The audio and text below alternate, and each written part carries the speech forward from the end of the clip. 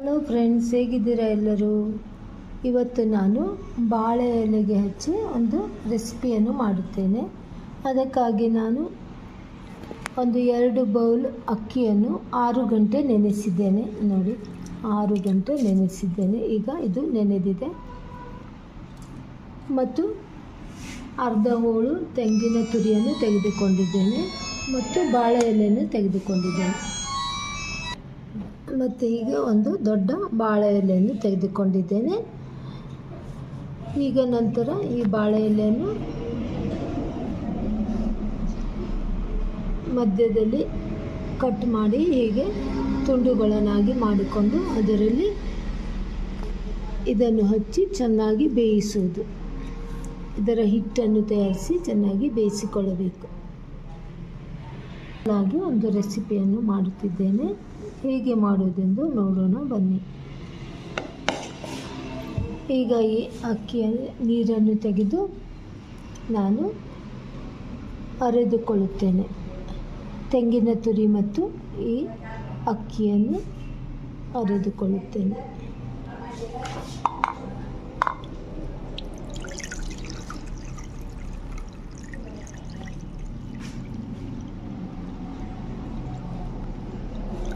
ಇದಕ್ಕೆ ಹೆಚ್ಚು ನೀರು ಹಾಕಬಾರದು.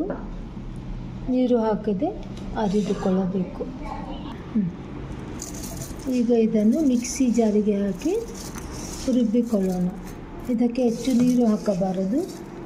2 ಬೌಲ್ ಅಕ್ಕಿಗೆ ಅರ್ಧ ಗ್ಲಾಸ್ ನೀರನ್ನು ಹಾಕಿಕೊಂಡು ದಪ್ಪಗೆ ಅರೆದುಕೊಳ್ಳಬೇಕು.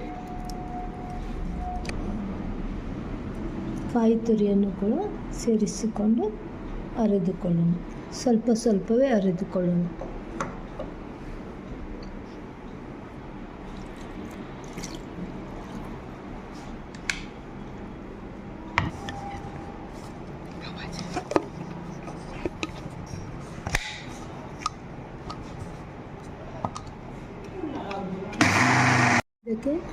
ಇದಕ್ಕೆ ಸ್ವಲ್ಪ ಉಪ್ಪನ್ನು ಸೇರಿಸೋಣ.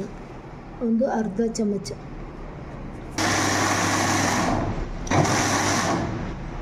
ಇದು ಆಗಿದೆ, ಚೆನ್ನಾಗಿ ಅರೆದುಕೊಂಡು ಆಗಿದೆ, ನುಣ್ಣಗಾಗಿದೆ. ಈಗ ಪಾತ್ರೆಯಲ್ಲಿ ತೆಗೆದುಕೊಳ್ಳೋಣ.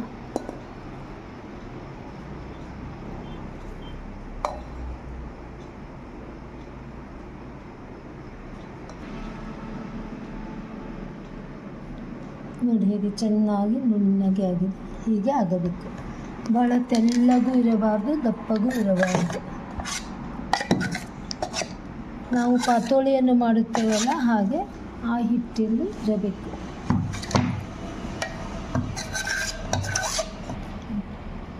ಈಗ ಈ ಬಾಳೆ ಎಲೆಯ ಹೀಗೆ ಮಧ್ಯದಲ್ಲಿ ದಂಟಿನ ಹತ್ತಿರ ತುಂಡು ಮಾಡಿಕೊಳ್ಳೋಣ. ದಂಟನ್ನು ತೆಗೆದುಕೊಳ್ಳೋಣ.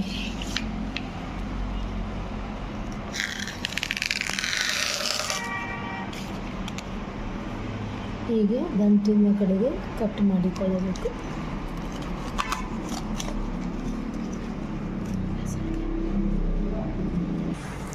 ಈಗ ಈ ಬಾಳೆ ಎಲೆಯನ್ನು ಸ್ವಲ್ಪ ಒಲೆಯ ಮೇಲೆ ಬಾಡಿಸಿಕೊಳ್ಳೋಣ.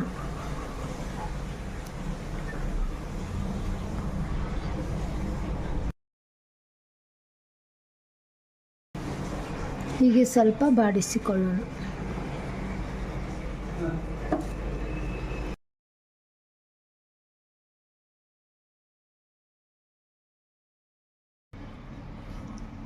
ಈಗ ನಾವು ಈ ಹಿಟ್ಟನ್ನು ಚೆನ್ನಾಗಿ ಹೀಗೆ ಕಲಸಿಕೊಂಡು ಈಗ ಸ್ವಲ್ಪ ಸ್ವಲ್ಪವೇ ಹಿಟ್ಟನ್ನು ಎಲೆಗೆ ಹಾಕಿಕೊಂಡು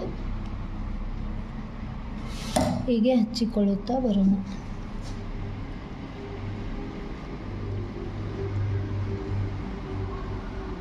ಹೀಗೆ ತೆಳ್ಳಗೆ ಪಾತೋಳಿ ಮಾಡುತ್ತೇವಲ್ಲ, ಹಾಗೆ ಹಚ್ಚಿಕೊಳ್ಳುತ್ತೆ. ಎಲ್ಲ ಇಡೀ ಎಲೆಗೆ ಹಚ್ಚಿಕೊಳ್ಳಬೇಕು.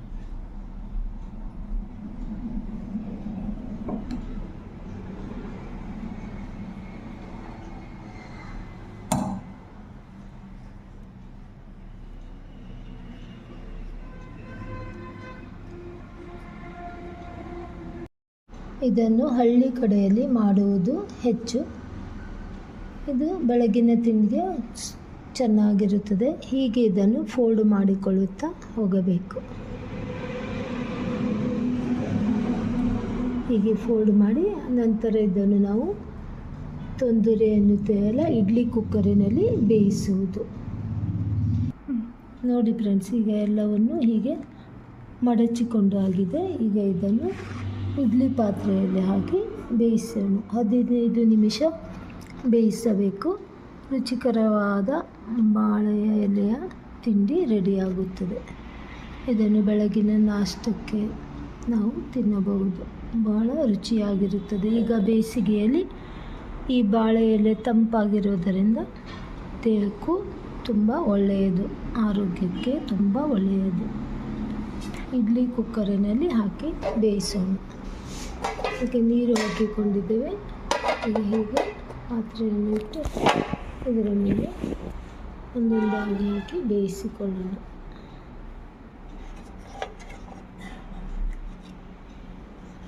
ಈಗ ಇದನ್ನು ಮುಚ್ಚಿ 15 ನಿಮಿಷ ಬೇಯಿಸೋಣ.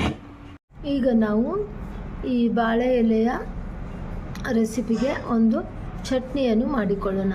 ಈ ಚಟ್ನಿಯಲ್ಲಿ ಅದ್ದಿಕೊಂಡು ಅದನ್ನು ತಿನ್ನುವುದು ಸೂಪರಾಗಿರುತ್ತದೆ. ಹೀಗೆ ಮಾಡೋಣ ಬನ್ನಿ. ಅದಕ್ಕಾಗಿ ಒಂದು ಈರುಳ್ಳಿಯನ್ನು ತೆಗೆದುಕೊಂಡಿದ್ದೇನೆ. ನಂತರ ಸ್ವಲ್ಪ ಕೊಬ್ಬರಿ,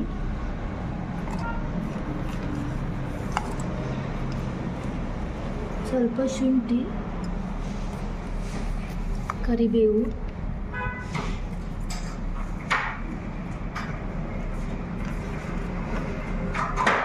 ಒಂದು 3 ಹಸಿಮೆಣಸಿನಕಾಯಿ, ಸ್ವಲ್ಪ ಉಪ್ಪು, ನಂತರ ಸ್ವಲ್ಪ ಶೇಂಗಾ ಕಾಳನ್ನು ಹುರಿದುಕೊಂಡಿದ್ದೇನೆ, ಅದನ್ನು ಹಾಕಿಕೊಳ್ಳುತ್ತೇನೆ. ಇವುಗಳನ್ನೆಲ್ಲ ಸೇರಿಸಿ ಸ್ವಲ್ಪ ನೀರು ಸೇರಿಸಿ ಈಗ ಇದನ್ನು ರುಬ್ಬಿಕೊಳ್ಳೋಣ.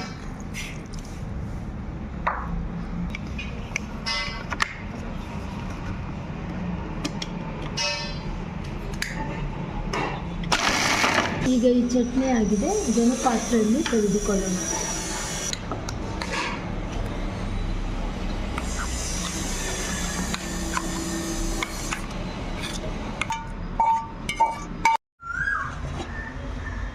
ನೋಡಿ ಫ್ರೆಂಡ್ಸ್, ಈಗ ಇದು ಚೆನ್ನಾಗಿ ಬೆಂದಿದೆ. ಈಗ ಇದನ್ನು ತೆಗೆಯೋಣ.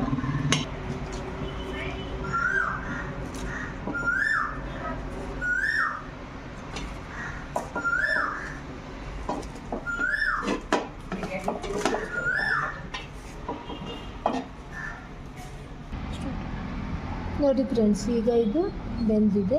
ಈಗ ಇದನ್ನು ತೆಗೆದು ನೋಡೋಣ. ಹೀಗೆ ಮೆಲ್ಲಗೆ ಬಿಡಿಸಿಕೊಳ್ಳುತ್ತಾ ಹೋಗಬೇಕು.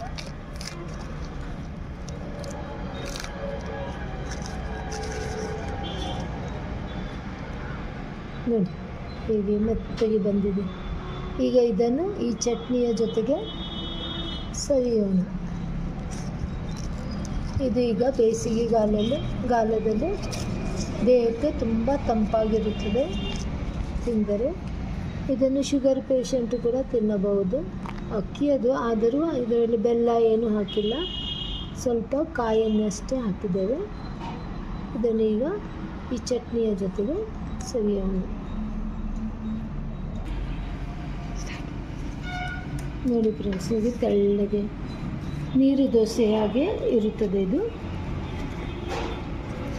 ನೀರು ದೋಸೆ ಅಂತ ಇದನ್ನು ತಿನ್ನಬಹುದು.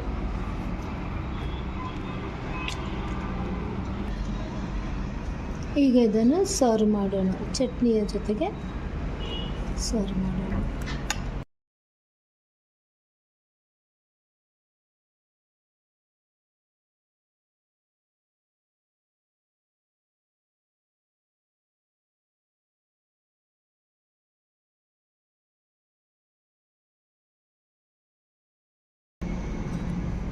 ನೋಡಿ ಫ್ರೆಂಡ್ಸ್, ಚಟ್ನಿಯ ಜೊತೆಗೆ ಈಗ ನಾನು ಸವಿತೇನೆ.